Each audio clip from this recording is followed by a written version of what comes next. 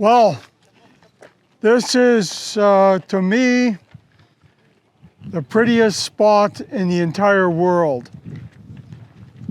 I think this overview is, I've been to many places in the world. This is the prettiest, the most beautiful. I remember going to church one time and the speaker was talking about the desert experience and how he had gone through this terrible desert experience and he didn't know of anyone who wanted to go have a desert experience, and then was shocked when I raised my hand and said, my favorite part of the world is the desert.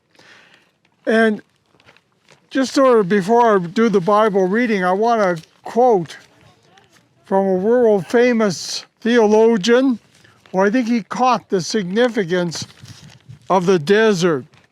This is from the Ten Commandments. The great theologian is Cecil B. DeMille, who, talking about Moses, said this: learning that it can be more terrible to live than to die, Moses is driven onward through the burning crucible of the desert, where holy men and prophets are cleansed and purged for God's great purpose, until at last, at the end of human strength, beaten into the dust from which he came, the metal is ready for the maker's hand.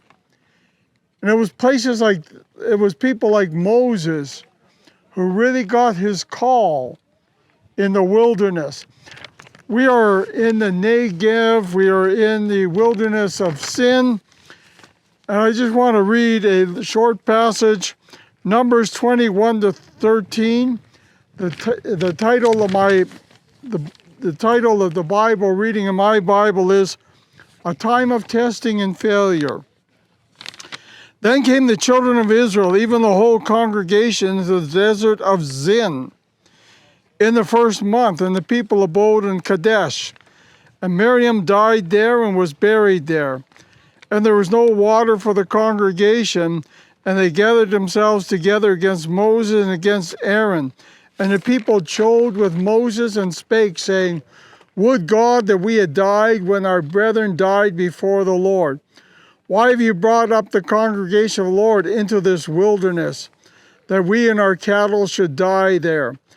Wherefore have ye made us to come up out of Egypt, to bring us into this evil place? It is no place of seed, or of figs, or vines, or pomegranates, neither is there any water to drink. And Moses and Aaron went from the presence of the assembly unto the door of the tabernacle of the congregation, and they fell on their faces, and the glory of the Lord appeared unto them. And the Lord spake unto Moses, saying, take thy rod, and gather thou the assembly together, thou and Aaron thy brother, and speak ye unto the rock before the eyes, and it shall bring forth his water. And thou shalt bring forth to them water of the rock. So shalt thou give the congregation beasts to drink. And Moses took the rod from before the Lord, as he commanded him. And Moses and Aaron gathered the congregation together before the rock.